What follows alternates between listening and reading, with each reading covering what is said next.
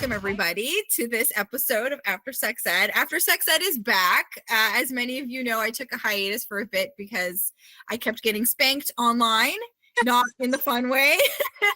Like trying to figure out how to navigate shadow bans and stuff. And anyway, life got in the way, but we're back and this is the second season.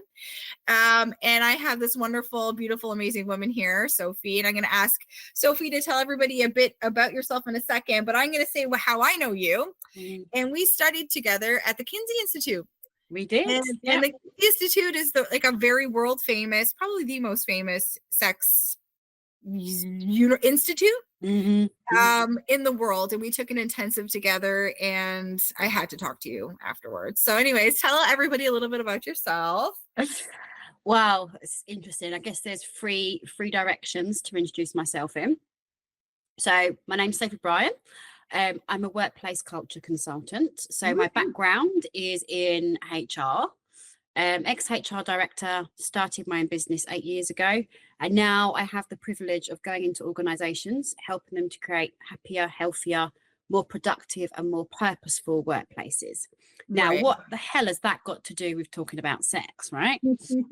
Wow. What doesn't it have to do? Like right away, when you were introducing yourself in our intensive and you were saying HR background and, you know, like workplace culture, I was like, yeah, I have to talk to her because I feel like sex comes up all the time, right? Right. Yeah, it's a big part. So when I was reflecting back on my 23 years of career in HR and then doing workplace culture-based stuff now with all sorts of organizations all over the world, I started to take a bit of I guess taking some stock and looking at how decisions are made in organizations. Now, I'm trained in psychology, so I understand a lot of the dynamics that are going on. But actually, there's a big undertone of all of this where organizations are making decisions based on sex, based on sexual energy, sexual dynamics, sexual attraction. And the more I started thinking about it, the more I went back into my younger career where the FD was sleeping with the HR director and finance director. So yeah, the finance director was sleeping with the HR director and they were making all sorts of ridiculous decisions based on the fact, am I allowed to swear on your podcast? Of course you can. Yeah. Okay. So based on the fact they were fucking each other, they were fucking the organization over at the same time. Wow. And I was like, wow, this is how potent sex and sexual relationships are because you're completely ignoring the law. You are ignoring strategy, what the organization. So it kind of planted a little seed for me. So I decided to take my workplace culture work in a different steer, which was around writing a book that I'm currently doing right now called Sex at Work. So good. And I'm excited. Because I'm qualified and have, you know, experience up to the hilt when it comes to workplace culture, but stepping into the sex space was new for me and I wanted a bit of academic rigor behind me. So that explains how you and I met, because we both met at the Kinsey Institute doing our intensive in human sexuality. I then went on to do just a short course in sexology and then also trained in relationship psychology. So now I look at the workplace through the lens of sex all the time. In fact, I look most big group interactions, I'm looking at it through the lens of sex and sexual dynamics and sexual interactions. And then because of that, I don't know, you probably get this, Sabrina, as well. People come up to me and say, oh, are you the sex girl? Yeah. Are you the sex lady? Okay, yeah. And I quite like it. I'm like, well, it depends on what you think the sex girl is. But, people started, because I started telling them my story about writing the book and what I've noticed in the workplace. People started asking me more personal questions about their own sex life. And just by accident, I ended up kind of like coaching all these people over a glass of wine down the pub or on a Zoom call. And then it just became a business. So now my second business is Sex and Soul, which is my sex life coaching company. Amazing. But I would also say, whilst I'm a sex life coach, I think I'd also say I'm a sex conversationalist. I like that.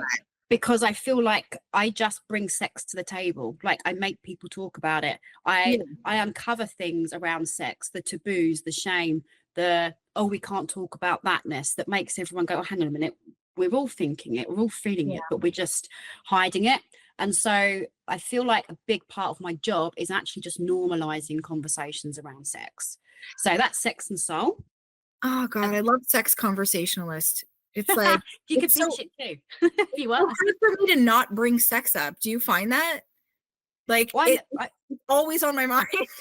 right. Well, I guess, like I said, I see the world through sex, not as in, not as in always gagging for it, but Yeah.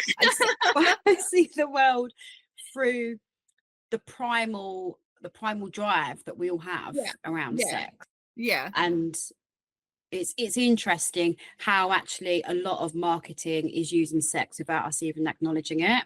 Oh my God. I want to like, you said several things and I'm like, Go on, go for it. okay. But before I jump in, I definitely want to talk about marketing because a lot of people don't know because I don't like share all my stuff online, but prior to sex work, sex coaching, and sex education, I was a marketing manager for a restaurant chain for a couple of years, and sex is and gender dynamics and romance and chemistry and all these things come up in marketing campaign creation all the time, and everything from like girls' night, you know, like girls drink free pictures of sangria to like, you know, whatever. It's like everything is steeped in sex. Like everything has something.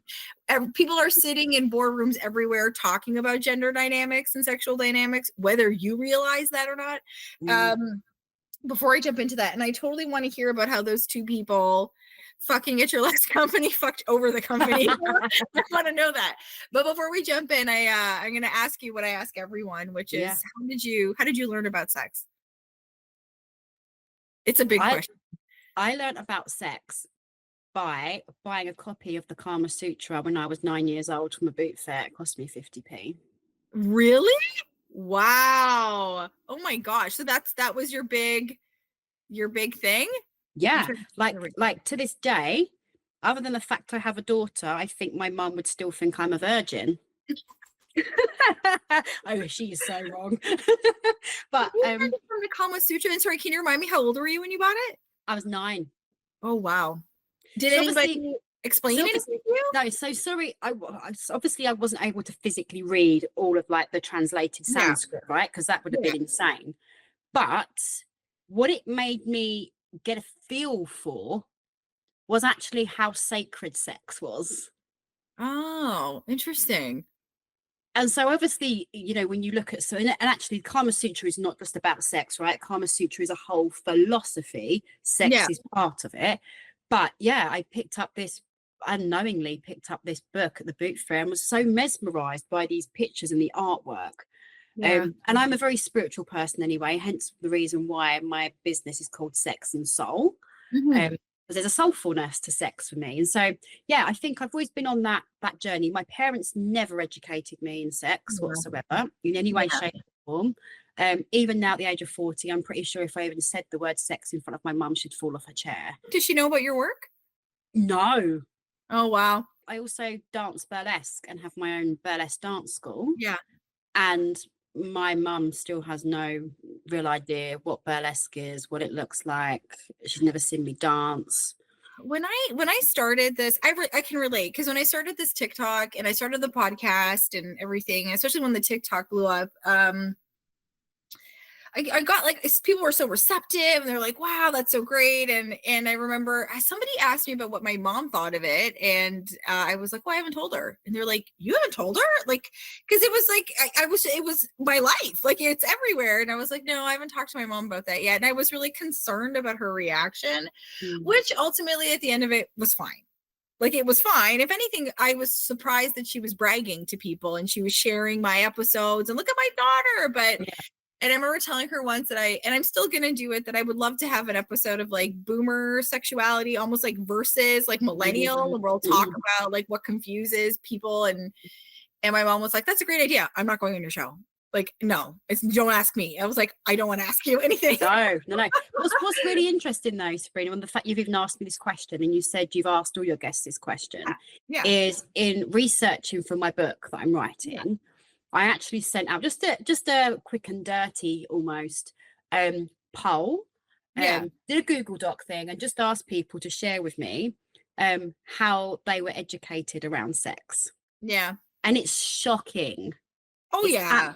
absolutely shockingly bad Yeah. that the role of the parent doesn't really feature anywhere No. in how people learn. They learn from their friends at school. They Yeah. learned because you used to go to the newsagents and buy the top shelf like pornography. They learned now it's obviously learning through online porn when we didn't have that necessarily. Yeah. We have As a porn, but millennial. not like that. Yeah. Yeah, no, it was top shelf stuff, right? Or you'd have to go and get a CD video from Blockbuster. You're like, ooh, what's back there? Yeah. Or if you were like me, you was in the library taking out all the dirty books. Look at you. I used to we used to live with my aunt, and she had a lot of Harlequin romance novels. She was a single business lady. I looked up to her in a lot of ways, and she had Harlequin, and I would take her Harlequin romance, and I didn't even really understand a lot of it, but I would bring it to school and like read it to my friends at recess. I used to steal her Cosmos, and Cosmo had like the bedside Kama Sutra. Like we would look at it and be like, oh my God, but like I don't think I understood entirely. I remember reading the word fellatio and then having to look it up in the dictionary and being like, oh, what does that mean? That's what that is. I could do this forever, but I want to jump into the topic because your world is coworker, workplace sex. And I feel like that is a topic that I think gives a lot of people pause and concern. And I think it creates hostility. So like I'll give you an example.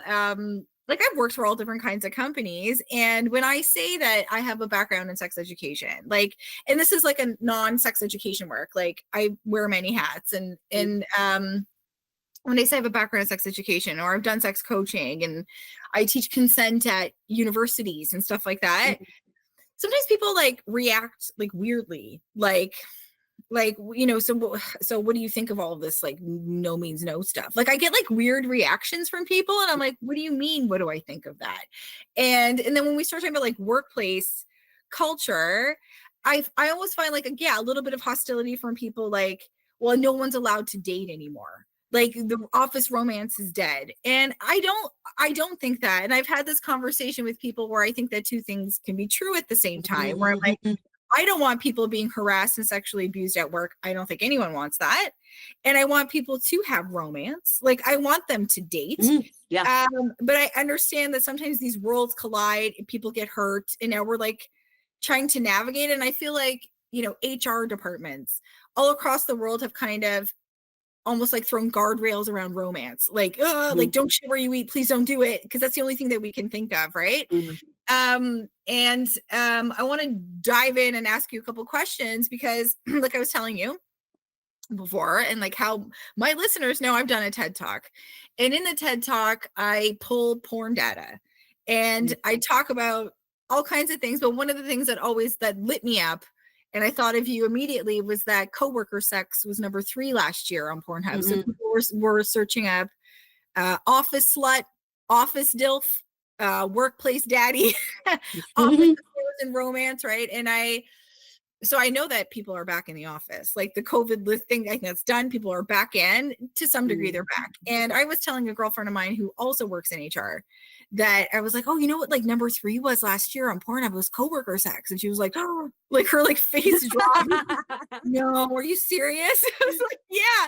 Anyway, so then I'd love to hear what you think of that because it's funny to navigate. I think it's wonderful. To some degree, I think it's wonderful that coworker sex was number 3 on Pornhub last year because it, to me, says that people are looking for something very authentic. They're looking for real life kind of stuff. And the best way to like, you know, meet somebody and have sex with somebody would be to like get to know them first. So it makes sense to me, right? But anyways, what do you think, I guess, of like coworker sex being number 3? And what should you say to people in HR that are really scared of that? Because they're scared. Okay. Yeah. I think to go back to one of the very first things you said about this, when you've been mentioning that you're a sex educator and, you know, working in other jobs wearing the different hats that you wear, and people are like, what does that mean? Yeah. I met with a very different response to that, actually. Okay. Lots of people are quite curious about this, and they're like, oh, yeah, that too. Yeah. And the reason for it is, to go back to your question, is because most people can relate to having been party to or having witnessed some kind of sexual interaction in the workplace. Now, I'm not necessarily talking about sexual harassment, Yeah. but having noticed that they've had chemistry with someone else, or they've witnessed other people having chemistry with each other. Sure. Like, you know, there's moments when you're sat in the meeting, you're like, oh my God, John so fancies you. He keeps looking at you. Like, you right. So most people, I think, when I am now saying sexual chemistry and sexual dynamics playing out in the workplace culture all day, every day, that's because it's happening everywhere all the time. It's not just in the workplace, it's happening in Tesco's, it's happening in your supermarket, down the pub, picking your, like on the playground, picking your kids up from school. You're like, who's that dad over there? Right? It's happening everywhere because it's in our human nature to do that. Yeah. It's in our psychology and our kind of early humankind desire to need to procreate, right? That's part of the reason why we're here. So whether that's happening down the pub or in the workplace, the environment is not going to change our inherent need for that. So people find it quite fascinating because they know it's true. Yeah. They see it, like they see it playing out. And most people, when they've been a little bit like, oh, what does that mean? I'm like, have you ever fancied a coworker? And then they'll start telling me a story about, yeah, actually, there was this one woman, like I really fancied her, but I never told her about, like, so everyone has had, most people have had those little moments. And if they haven't, I relay it back to the school environment. If you went to a co-ed school, where I went to an all-girls school, it's a bit different for me, but going to a mixed school, some of the boys would fancy some of the girls, and some of the girls would fancy some of the boys. Like, it's happening there, and it's no different to the workplace. So why people are shocked by that when they can relate to it being part of school, but they can't relate to it being part of the workplace is surprising for me, which is why most people get on board with it. What I say from the HR perspective, so I'm coming from an ex-HR director background, but now also stepping into the sex space, is I don't think you can mandate for love. No, it's hard. How can you put a policy together to say that we as an organization are wholeheartedly against you having a loving relationship or a sexual relationship with someone? Because again, it's going against human nature. It's how you do it, and what happens as a consequence of you doing that is the thing that needs to be discussed. But actually, this blanket policy on we don't allow workplace romances is a nonsense. I think the things we have to be careful of is stuff like sexual harassment, especially when it comes to office parties. Everyone drinks too much. Things get said that shouldn't have been said. It's not professional, etc. Okay, there needs to be some framing, some context, and some safety around those things. And I think there is also discussions that need to be had around, okay, if you are engaging in a relationship with someone, what does that look and feel like for the organization? But to say no to it and to put a blanket on that's just nonsense, because people are going to do it anyway. They're just not going to tell you. See, that's what I mean about almost people getting hostility when I talk about consent and stuff, that they're like, you can't keep people from each other. And I don't want to keep people from each other. And I wonder if people in HR, you know, are defending themselves often against that. Like, I don't care, because I'm not in HR, of course, right? But the idea of people wanting to be together, I think, is lovely. You know, like I think, again, I agree with what you're saying. It's like you could put a policy in place that says like you can't have, like, you can't date.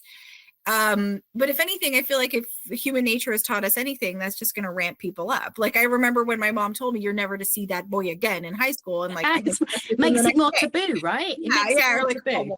Well, now I'm not supposed to. Guess what's going to happen now?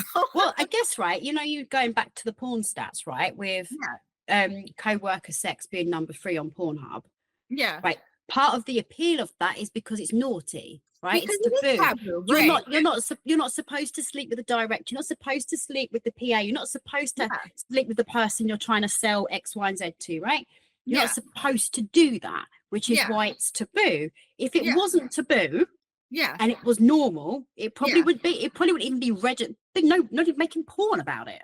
It's like, here we go again. Like, it's like if you lift sex out of stigma and out of taboo, it's just like people become safer. Like, it becomes less mystified, right? But anyways, it's like I understand I understand where HRs are coming from.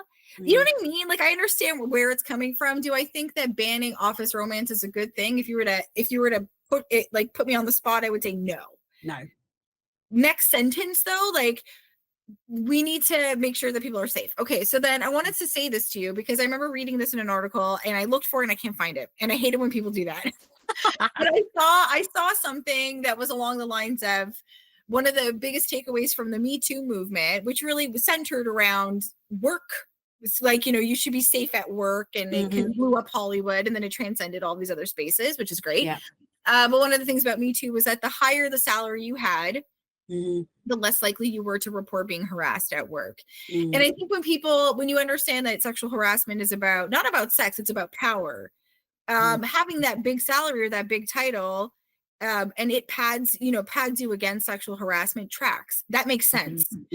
So I think what bothers me, and I think a lot of people probably would agree, is like, well, I don't care about people saying yes to office romance. Like, I don't care about people wanting each other and saying yes to sex. I care about people being too scared to say no. I care about people feeling like I can't say no because I'm the intern, and they're the VP, right? So I guess, like, I don't know, it's kind of a loaded question, it's a loaded statement, but like, given that, like, does it surprise you that the higher the salary, the less likely people are gonna fuck with you like that? No, I don't think it does surprise me. Like, in sexual relationships, there's polarity, there's power play, there's dynamics, even if you recognize it or not, right? This hasn't got, so we're not talking about, like, full on BDSM type submission and domination, like very clear roles. It's normality that there's always going to be polarity, like because polarities attract each other, right? North and south come together, right? So with those polarities, you're gonna have power dynamics, and people are going to be drawn to a certain level of power, and other people will be drawn away from a certain level of power. And I think where the issue with all of that is where someone feels like their career is at stake, because someone holds all the power up here, and if I don't say yes to those things, if I don't engage in those things, then I'm not going to have the career that I think my job is at threat, right? And especially if you are someone who is working very hard to make sure you keep your house over your head and you feed your kids, right? And you're like, basically, it's, have I got to take one for the team here? Have I got to engage in this thing to make sure I can protect my home life? That is where I see I'm not surprised by those things. Because the power dynamics being up here, I mean, most people in those spaces are like, how can I push against that? So then 2 questions. One is, should we ban inter-power relationships at work? Like, should that be one tenet? Like, no VPs dating interns anymore? A. And then I guess B would be, do you think the VP and the intern can have a consensual relationship? Like, do you think we can have a healthy romance? No. So I think banning relationships based on hierarchy is an absolute no-go. Like, right? I think from that perspective, I'm going to undo what I just said, but I think from that perspective, again, why can't the cleaner fall in love with the chief exec? Right? Because we've already got enough hierarchy and status in the world to then say that someone of a lower pay band is not worthy of love of someone of high status. That just compounds the whole fucking shitstorm we're in the world anyway, right? Where we're marginalizing people. So if we did that, we'd be marginalizing the lower paid people lower down the chain, and we'd actually be giving more power to those higher up, right? So I would say absolutely categorically no to that. Wouldn't ban that at all. I think what we need to do is we need to educate workplaces around this stuff. And we need to have better systems of people being able to come forward and say, hey, I'm getting unwanted attention. I don't like it. I'm not sure how to raise this. Who can I go to? Who can I speak to? Who can I have a conversation with? Clear pathways. You're saying clear pathways. Right. And the problem is, in most organizations, we do not create psychological safety for people to even go to our bosses and our more seniors and say, hey, I just need to tell you my mum's in hospital dying of cancer. I just need to tell you, actually, my child's disabled. We keep so much of that in. Yeah. So if you're not even talking about normal day-to-day stuff with your bosses to paint a picture of, hey, I need some trust from you, I need some support from you, and it works vice versa. If you can't have those brave types of conversations, how the hell are you going to talk about sex? Yeah. So what organizations have to do from a workplace culture perspective is you have to focus in on creating psychological safety where anyone can talk about anything at any time. Yeah. Once that's established, then going to a colleague or a senior member of staff and saying, hey, I've received this email from this person. I don't like how it sat with me. He was commenting on how nice I looked and commenting on my bum, or like whatever. Then we can have those safe conversations. Yeah. But we have not made workplaces safe for normal conversations, let alone conversations about sex. So can the VP and the intern date? Like, can the president and the, you're saying they can have a healthy relationship? Yeah, as long as it's fully consenting. Yeah, because I don't like the idea. Again, the idea that somebody, like you're saying, like feeling like they can't say no and thinking, okay, well now my job is in jeopardy if I don't date this person is so deeply upsetting. And I feel like if you are a healthy person with a healthy relationship with sex and consent, that upsets you too. That you're like, I don't want anyone to be scared for their future. And at the same time, it's like, I also don't like the idea of people being infantilized. Like, I do think that, again, like I used to be a marketing manager for a restaurant chain. And this was around the Metoo era. And things were starting to pop up. Like people were starting to talk about stuff. And then when the dust settled after years, when I look back on that years later, it was the GM, general manager, and the bartender. It was like a man, like a director and a waitress. Like it was like, oh my God, that is the dynamic. And so like at the same time, it's like, I don't like the idea of people being infantilized. I think that the waitress and the director can have a love affair and it's consensual and that's okay. But then I also, again, being on the receiving end of people talking about these kinds of things, I was like, oh, this is always the dynamic. It is always like a bartender or a cocktail waitress or an intern really feeling like this person's a director and now they won't leave me alone. Like, and it's so heartbreaking. Anyways, I guess, I don't know. So yeah, you're saying the VP and the intern can date. Yeah. And the best way to do that would be to make it safe for them would be to challenge workplace culture broadly. You're saying people just talk about, so what does that look like in real life at your office? Like people are, I don't know. Like some people are very work life compartmentalized and they separate it. So what does that look like in real life? You've got to start having more human conversations. I don't know. Like what I really think we need to do here is challenge this word professional. Okay. Because I hear it so much. And obviously I realize there are cultural differences here, right? So your experience in Canada is going to be very different to my experience over in the UK. Okay. But you know, the British, we have like the stiff upper lip, like we're okay, we're breaking inside, but we've got to keep face, right? And we especially don't talk about things that are taboo. And so what I want to challenge here is this notion of professionalism. What even does that word mean, right? Because when people coming to work and they want to sit and have a conversation about, I don't know, how they're really struggling right now because their marriage at home is not great. Yeah. And that's not very professional. You shouldn't have brought that up in the team meeting. Yeah. Or they want to talk about their kids. That's not very professional. Why are you talking about your kids in a sales meeting? Like, come on. Yeah. Oh, hang on a minute, right? Yeah. We're all human having a human experience. And your experience of being a human doesn't stop the minute you flip open your laptop or you walk through your work reception, right?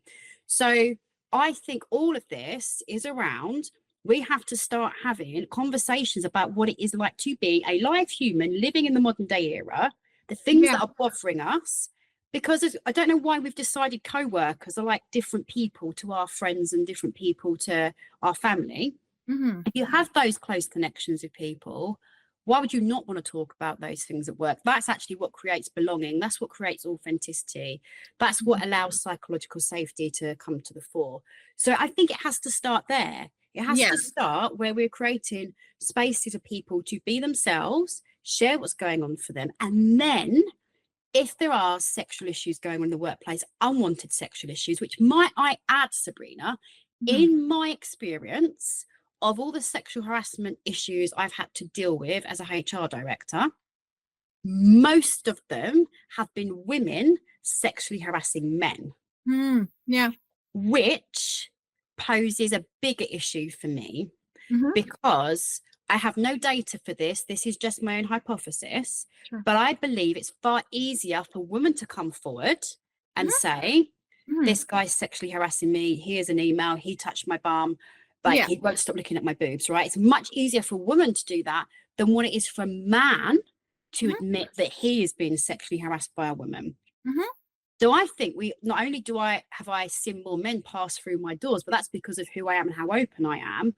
Yeah. But I also wonder how many sexual harassment issues are actually going on at work Yeah. that men are experiencing Sure. that aren't getting reported. Men aren't dealing with it. So Yeah. again, if we create a place where we can have these conversations, then even with regards to sexuality, people being sexually harassed because of their sexuality, such Mm. as one case in particular, a guy was sexually harassing another guy. Mhm. The guy who was being sexually harassed was straight. The guy who was the harasser was gay. Mhm. And he thought this guy was gay. Okay. The harasser was gay, the harassed was straight, and he thought Yeah. the other, okay, got it. Okay. Right. Yeah. And so again, how do you even Yeah. raise that? How do you even go to HR and Oh, go, I see what you're saying. Like he was hitting on him because he thought he was yeah, gay. He's like, yeah, okay, yeah. gotcha. But Yeah. how do you even go to a HR department and go, right, uh, Yeah. this guy's hitting on me. I think he thinks that like I'm not gay. And then that's probably putting a whole load of questions into this guy's mind. Like, what am I doing that makes this guy think Yeah. I'm gay? For me, yeah. Yeah. Right. And so the sexual harassment piece is so much more bigger, deeper, under the radar Yeah. than the Me Too movement of just women being sexually harassed. I'm not undermining that at all. And it is completely true and it happens. And I've been subjected to it myself, right? Yeah.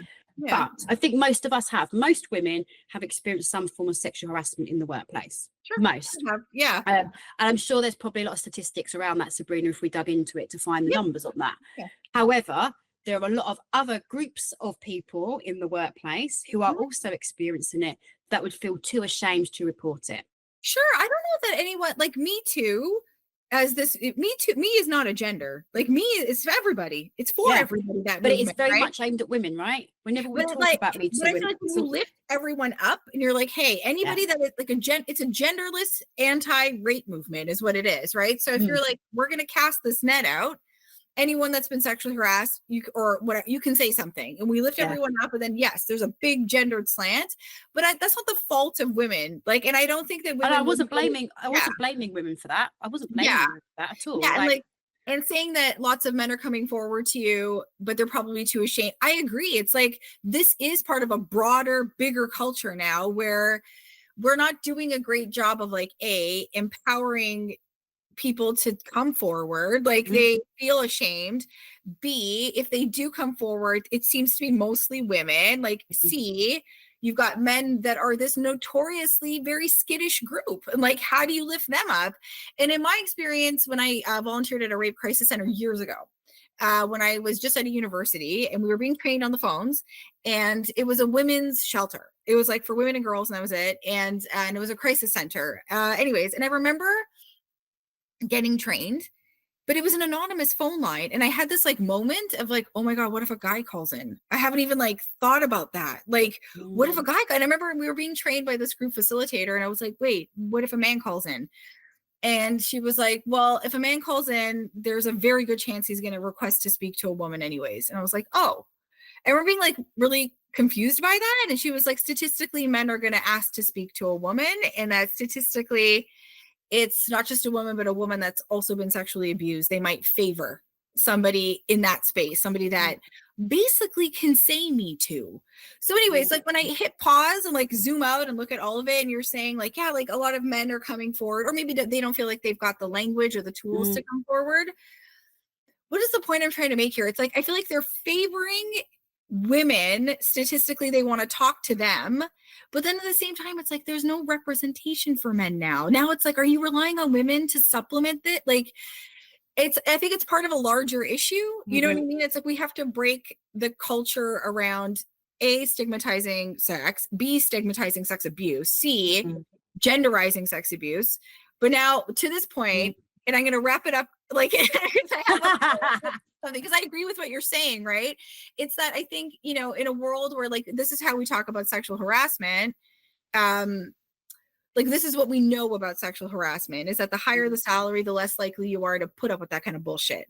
The higher the salary, the higher the status, the less likely you are to be targeted. There's probably nuance to it, but we know this much. And I think it's difficult to see that in a world where when we talk about sexual harassment, it's always followed with like, what was she wearing? Why was she dressed like that? Did she wear that tight skirt at work? You automatically genderize it. You automatically alienate men who are getting sexually harassed too. And then you miss the bigger picture, which is like, this isn't a sex thing. This is totally a power thing. Anyways, I'm getting upset.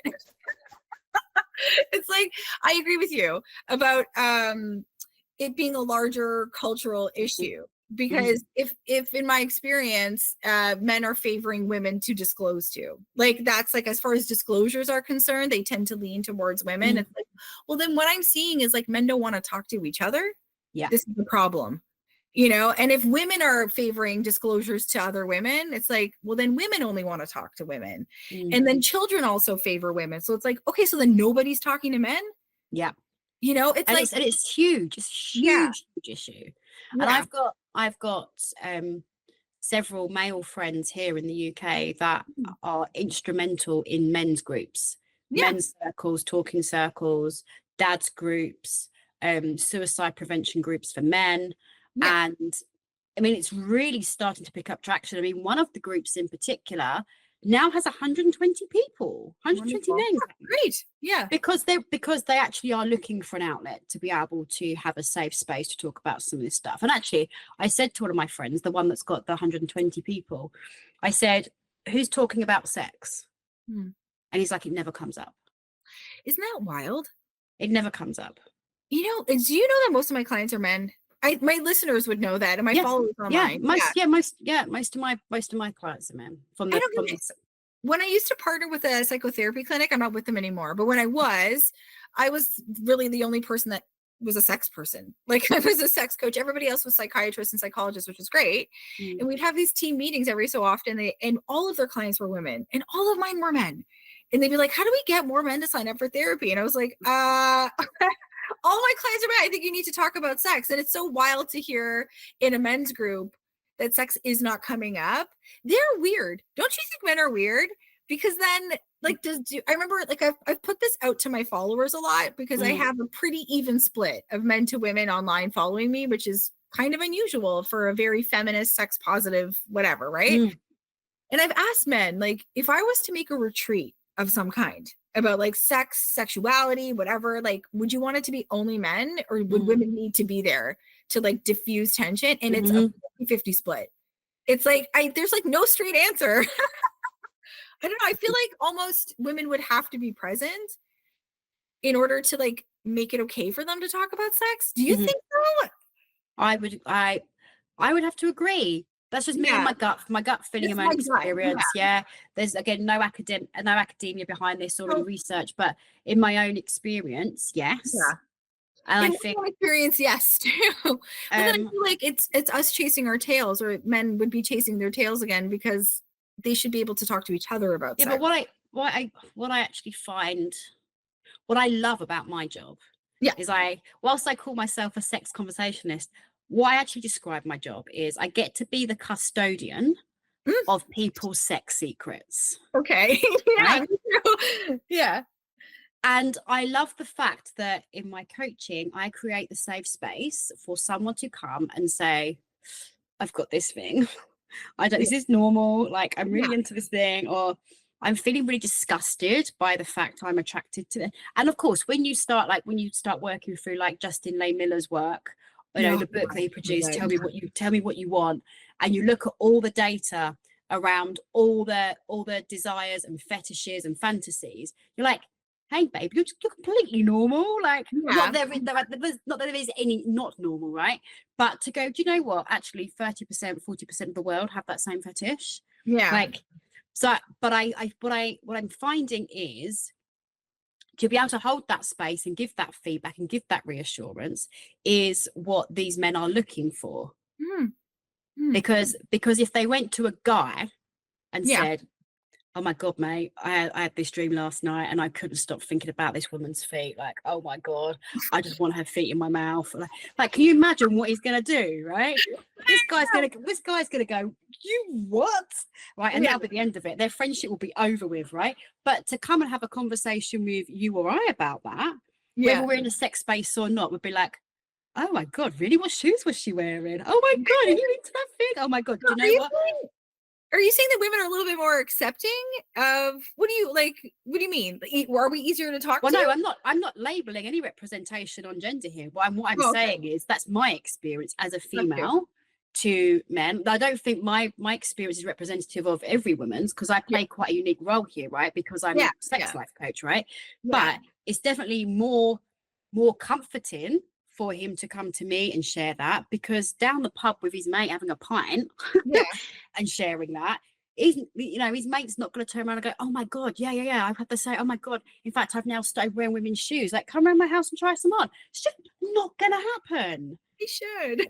But it isn't going to happen because the way they're wired, and I think the work that my friend's doing on trying to get men, I think you've got to start somewhere, right? A bit like how I was saying about if we can talk in workplaces about our home lives and our kids and the things that are stressing us out in our home lives, we start to build up a fluency for sharing personal experiences, which then makes it safer when sex comes into the arena. In the same way that these men's groups, they've got to start off with building blocks first. You can't come straight out of the gates, right, and just go, right, we're talking about sex, because everyone's going to go, whoa. Yeah. I don't know you. I don't know if you're going to judge me.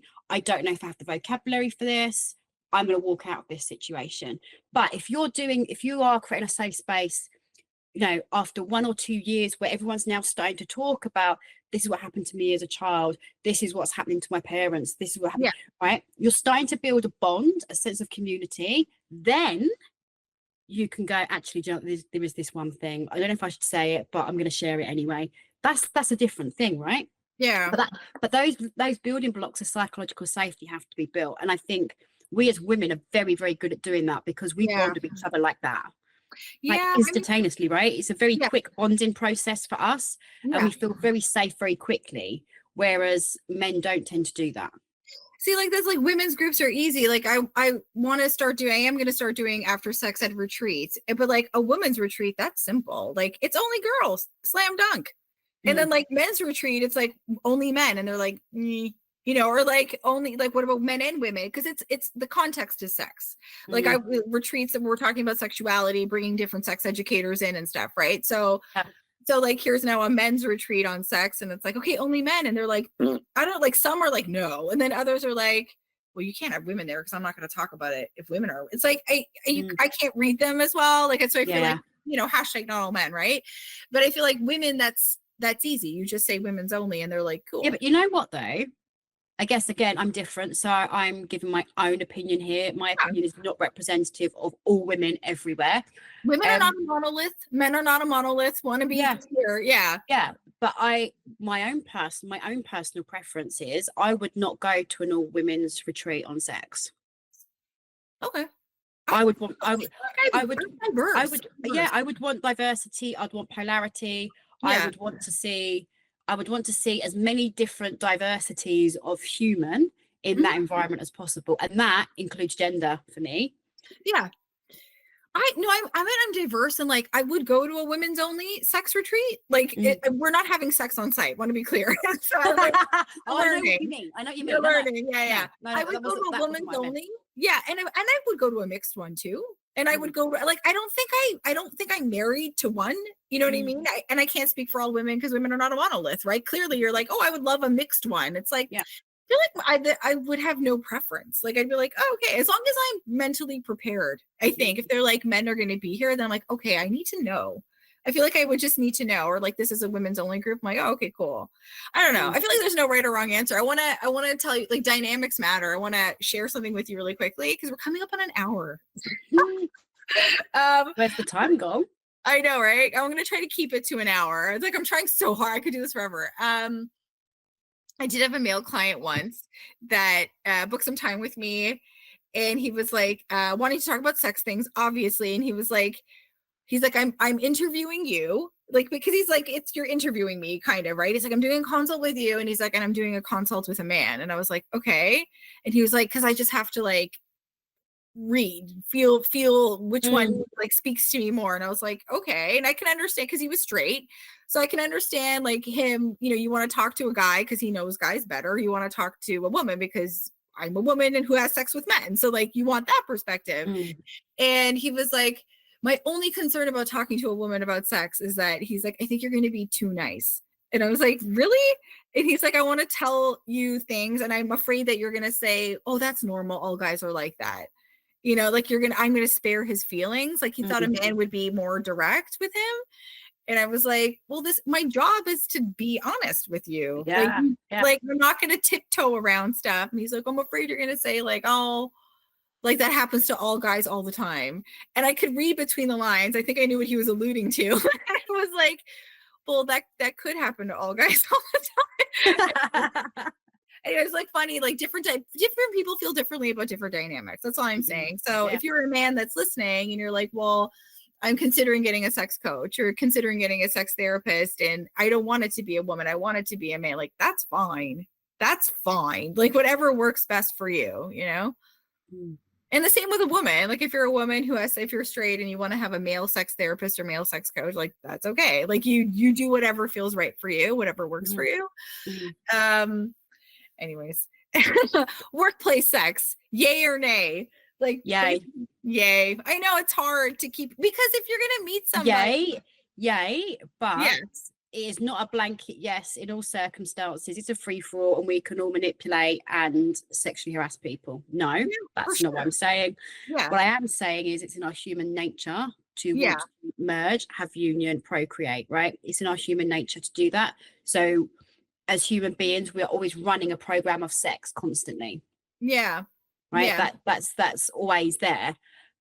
So to say it can happen anywhere else but not in this environment is a nonsense. We're going against human nature, and we're going against human nature. People do stupid things, right? We do dangerous things. So yes to workplace romances, workplace sexual relationships. However, it's yes, and there has to be psychological safety in the workplace culture in order for people to talk about these things and share where I don't feel safe, this isn't quite right for me, or even you've entered into the relationship and then you want to end it. There's got to be safety around that as well. So yes, but alongside psychological safety. Like if you were just talking about power for one more time, like if you're the CEO and you've romanced the intern, and I want to make sure I say it right, like because you're talking about being able to get out of a relationship, like that's part of it too. It's like if you're propositioning somebody or asking somebody out and you have all that power, and sometimes it doesn't read as like a question that you're asking somebody, it's a predicament. Because like if I say no, what's going to happen? Or if we do date and I break up with you, am I going to be okay? Am I going to lose my job? So I guess if Sophie makes Sophie company, you're queen of the world, you're like this, everybody works for my company, this is my sex policy. What's your sex policy? My sex policy. What's your sex policy? I think it goes back to the same thing, right? I think yes, you can have that, you can explore those things. There has to be psychological safety in place. If you feel like it is sexual harassment or someone is pushing you for something that you are not interested in doing, there has to be a safe space for you to go and say, I'm not in agreement with this. Being able to go to that individual and say that is one thing, but that may not be possible. So knowing you've got knowing that you have got a support network, whether that be a HR professional or another senior member of your team that you can go to and have that conversation with, absolutely. And the same thing applies when that relationship breaks down. You still have to have access to that psychological safety, and for you to get that reassurance that it doesn't matter who you are having a relationship with, that does not affect the competence of your job. Right. That does not affect your performance. So if you are still doing your job well, you're still performing, you're still contributing, that is still happening, there should be absolutely no detriment to you in your job. I think the thing that raises an alarm in my head, just to like off the cuff, is like, yeah, okay, you were talking about workplace performance. Like, so like say you enter into this relationship, you're still kicking ass at work, right? Now you're getting promotions. Like, what I would be concerned with is stupid people being like, well, Sophie's getting that promotion because she's sleeping with the boss. And it's not fair, because you could be just working hard, right? And that in and of itself is sexual harassment. If people are saying this about me behind my back, Absolutely. and I have never slept with my boss, and I have had people say things like that about me behind my back, and I would classify that as workplace harassment. Like, Sabrina is doing so well because she's, you know, I heard she slept with so and so. Like, that's been said about me, and it's bullshit. I actually think that Yeah. is more prominent Yeah. than a person reporting direct sexual harassment. One person is saying to me, I really fancy you, it's unwanted behavior. I think what you've just described, the office gossip around who's sleeping with who, that is a more prolific issue in the workplace, in my opinion. Again, this is what I've seen in the organizations I've worked in. That's the bigger issue of accusations being made around those things, rather than actually being someone directly being sexual harassed. That's a much, well, we're saying bigger, but it's a significant issue. Yeah, it's been said about me, and people have said that to me about other people. And and I've been equally as pissed off and annoyed. Like, even if that was the case, let's say, you know, XYZ, let's say Sally slept with the boss to get the promotion, like you're alluding to, like you're insinuating, gossiping about, wouldn't that make the boss a sexual exploiter? Like, wouldn't that make that person sexually? Why are you coming for her then? That's always been my reaction, is like, well, aren't you angry at the wrong person? Yeah. By the way, also, how do you even fucking know that's true? Why? Because she's kicking ass at her job? God, it makes me so mad. See, this is why I think HR company, like HRs, just start throwing guardrails. They're like, everybody just stop shitting where you eat. That's it. But it's hard, right? So you're saying workplace culture, psychological safety, because I agree with you. I think that banning things just mystifies it, makes banning things just means it's going to happen.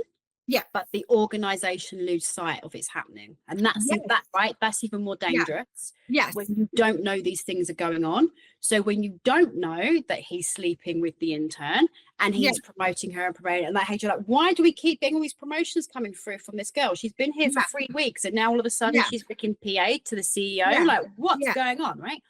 If you don't know these things, if you are you know, it's like, right? If you tell people they can't do stuff, they're going to try and find a workaround to make that thing happen, right? So would you not rather have an open and transparent organization where we know it's going on and we've got the guardrails in place, rather than saying no, and there's no guardrails in place because it shouldn't be happening in the first place? That's a dangerous place to work.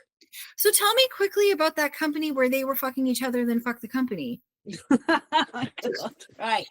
So it was my HR director. He was sleeping with the finance director. Okay. And she wanted to get rid of a member of her team. UK employment law means you cannot just go up to someone and fire them. Okay. Right. So you have to go through evidence of why this person's not performing, give them opportunities to improve, give them learning development, all that kind of stuff, right? So typically on average, it takes about 6 months to dismiss someone if it's work-related performance. If it's conduct, it's a bit different, right? If someone's stolen something, like hurt someone, it's very clear-cut misconduct, and it's a bit quicker. Yeah. But in this case, it was a performance management issue. She wanted this person out of her team, not because she wasn't performing, but just because the FD was crap and this member of staff actually did her job better, right? So she was a threat to her. And so she went to my HR director, and because they were like that, she said, I want her out. And the implications on that for me were, I was told that I had to dismiss this woman under no uncertain terms. She had to go. And I was like, this is against the law. There is absolutely no evidence to dismiss this woman. And so my HR director said to me, you dismiss her, or you will find I will dismiss you. Oh, sex. Sexual politics, man. So when I say it did the company over, that was an employment tribunal waiting to happen. Yeah. There'd been me sacking this poor woman who's done nothing wrong, no evidence for it, and then him sacking me for it, right? Yeah. So that's two huge claims, reputational damage against the organization, and that would have cost them absolute fortune if I'd taken litigation against them. Yeah. And so, and then in the end, he went to the trade union and said, I've struck a deal with the trade union, and they've said we can just give her a final written warning. And I'm like, what? A final written warning for what? What? Oh my God. So that was the first taster, and that was coming from a man who also sexually harassed me, who used to comment on my bottom, who used to come and sit on my desk and put his legs between my legs. One day I walked into his office. This was before we had like Google Maps on our phone, and I was going off to see one of our company properties. And I said to him, oh, can I pinch your map book so I can see where to go? And he said, oh, I thought you was going to ask me to pinch your bum. Shut up. Right. And this is right. And this is the HR director. So when I'm talking about like psychological safety, how could I report that? Yeah, you'd have. He's the person everyone else goes to report sexual harassment, and he's my boss. Yeah. So when I say that some sexual behavior fucks the organization over, that's the example that I've got. Yeah. You know, can I share a quick story? Because I know you have to go and I have to go too. I want to share a quick story. When I used to work in a mall, this one manager, this could be a little airing of grievances. And I think I'm going to ask people to submit their workplace harassment stories. And then maybe we do an episode, we just read them. And we're yeah. Love that. Yeah. I used to work in a mall. This manager, it was that kind of day. He was a manager. I was a cashier. There was lots of cashiers. He would sexually harass the girls all the time, just innuendo and inappropriate things, constantly alluding to sex. And he was married, and he would always talk about sex with his wife to us. It was just like in gross details and stuff. And we all complained about him, escalated it as you should. And some of it was informal complaints, but some were formal. And nothing ever came of it. Like, he got slapped on the wrist a couple times, maybe. And then one day he got fired abruptly. And we're like, oh, I wonder if all the complaints finally caught up to him, because like he was sexually harassing so many of the young cashiers. I was a teenager and he would have been in his 30s. So he was harassing all the cashiers. And then we find out through the grapevine that he was not fired because of what he did to us, but he was fired because he sexually harassed a man. Yes. And they were in the bathroom together, and this man was peeing at the urinal, and then the harasser guy like was looking at his penis the whole time, and then made a comment about the size and was like, holy shit, bro, look at that thing. And then that guy that got harassed was like, what the fuck was that? Went right to the director and was like, this guy's checking my dick out at the urinal, what the hell? And they fired him on the spot. And then when we all caught wind, all the cashiers, we were like, excuse me? And that's what I mean about like, what a mess this HR made, not taking us seriously. But I guess that was a really sobering lesson as a 19-year-old girl, where I was like, they fired him because he looked at another guy's dick. But when he followed me into the elevator and stared at my tits for like 2 straight minutes and was like, oh, you need any help with those things? Like, making all of these comments, like, you didn't do shit. Oh my God. The way that, anyways, we eventually all just reamed the director out, reamed the managers out. And they were like, but he's fired. Aren't you happy? We're like, well, no, because the context is bullshit. No, because there's not been justice for you guys, right? There's no justice for us. You know what I mean? It's like, anyways, yeah, that's one of my experiences with workplace harassment, but not even happening to me. And the guy that he did harass was apologetic to us, all of the young women, like, I'm really sorry that happened to you guys. But it wasn't like his, you know what I mean? We're like, you shouldn't be apologizing. Like, you did the right thing calling him out. Anyways, I digress. Really shitty. Yeah, I mean, I could carry on with the stories that I've experienced. That same HR director that I told you about, I was recruited by a different HR manager, and I got the organizational structure changed, and I then moved over to his team, and I was no longer in the original manager's team, who I got on really well with. And one day he said something to me and I disagreed with him back, and I was like, I don't agree with this isn't right, again, because I was always challenging his ridiculous HR decisions that were completely against the law. And he turned around and said to me, well, you're lucky you've even got a job, because I only ever hire blonde women. Oh, fuck. And it was true. I was the only brunette in the whole team of women, no men, and I was the only brunette.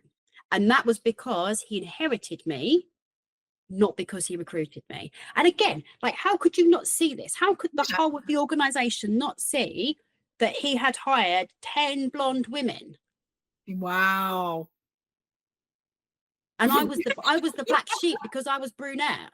Yeah. That's wild. But that is like institutionalized sexual harassment just playing out there visibly for everyone to see, and no one took any notice of it. I feel like, because you were so steeped in this world of sex, like, how do people miss that? It's like it's like a 5-alarm fire to me. Like, I see it right away. You're like, oh my God. Yeah. It's like, and I wasn't much older than you were. Like, when you were talking about your 19, I was like 21, 22. Yeah. When this was going on. But anyway, I'll go on. I can see just as many sexual harassment stories about my own experiences. We can riff off with. I should create a Google box and just have people send anonymous stories. I could read them all, like, especially in hospitality. Yeah. Especially when I worked in retail, like, holy smokes, I feel like there's caveats. There's like context too. Like, when I think absolutely. Yeah. Like, I think I was regarded as kind of a low-level worker. That's when I think I got it the worst. Like, when people didn't take me seriously in my job. Anyways, I digress. I'm going to wrap up here, but I want to ask you, because when I asked you how you learned about sex, the way that I learned about sex was movies and TV shows, because no one told me anything. Anyways, do you have a favorite sex scene in a movie or a favorite sex scene in a TV show? And I've expanded this question to include pop culture moments like music videos. Oh, do you know what? I think Schitt's Creek is probably... Oh, I've never seen it. I have to watch it. There's so much sexual tension between. There's sexual tension between two guys, and it's his first like gay sexual experience is playing out with the other character who's openly gay. And I don't actually recall. I think you do loosely see a sex scene. Okay. But actually, for me, it wasn't so much the sex scene that got me, it was their first kiss. That the tension building up towards the tension building up and the storytelling of it.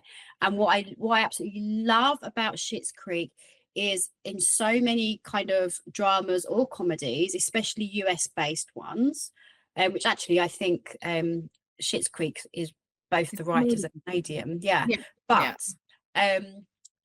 is it's almost like a, oh my God, he's gay, type, let's have a big coming out thing and everyone's accepting him and it's okay, so it's all right that you're gay, right?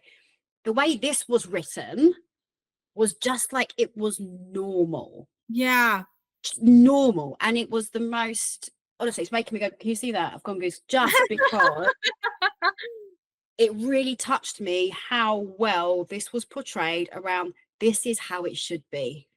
Yeah. And so it wasn't, there is a sex scene in it, but for me it was more the foreplay and the building up of that and how that was told was that is my absolute. And I could watch those 2 episodes over and over and over again, because it was just them then. I have to really give Schitt's Creek a chance. Everybody watched it during COVID and I tried, and then I don't know, I just didn't like. I gotta watch it again. I agree that sexual tension sometimes is better than the sex itself, like the will they won't they. And you watch the back and forth, which is like why I love this topic of like workplace sex and workplace, because there is a lot of that building of tension over time, and sometimes that's actually, in my research for my book, Yeah.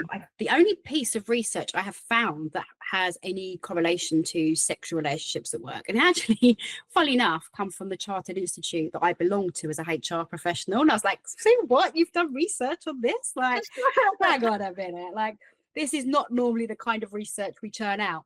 And it says that the research found that when you have a workplace crush on someone, Yes. your performance increases by No 20%. kidding. No And I was like, kidding. yeah, of course it does, right? Because if you know you're about to go on a Zoom call and the person you fancy is going to be on there, right? You're going to put in extra hard work to make sure your presentation looks shit hot. You know your stuff. You look amazing. Like you're going to show up in a bigger, bolder energy than what you would have done before. And that's exactly what the research says. Actually, people work harder. Yeah. I don't doubt that at all. I can think of many times I've had crushes where I, like, as you're talking in my head, I was like, I showed up to work prepared, looking great. But if I look great, I just feel more confident. You feel great. Yeah. And that's everyone, right? Yeah. And because you've done so much preparation, you feel really armored with what you're about to go in and do, which then increases your confidence as well. Yeah. And I was just like, yeah, what a great statistic. But that is one that I had to dig for weeks to find that statistic. Ooh, I'm going to post that. I'm going to post about it because that's really interesting because crushes are so healthy. They're so healthy. And it's like one of the ways that I help people to understand what sex is. Like, what does it feel like to have a crush on somebody? What emotions does it elicit in you? You know, what does your body do? Your heart races, you sweat a little bit, you get excited, you get tense, you get like that's sex. That's what it's supposed to feel like. And there's nothing wrong with that. It's so good for you. Ooh, I love that. I love that. Well, I'll leave you that as my parting. Yeah. Topic. Oh my God. Well, thank you so much. Thank you so much for coming on my little podcast. I could talk so much more about it. And I feel like I will invite you back to talk about like workplace. I'm going to have people submit stories of shit that happened to them. Yeah. Do you know what? It'd be, again, I'll be coming from it from a UK employment law perspective. So it might be very different considering you've got a very international reach. But I would kind of really love to go, okay, this is what should have happened. Sure. Yeah. This is what the workplace should have done in relation to that particular situation. And I think that then just gives me more of a case for my book that I'm writing. Because sex at work is not about gratifying and making a bigger fantasy about sex at work. It's about saying, this is the freaking truth. Yeah. This is what's happening, but we're not doing anything about it.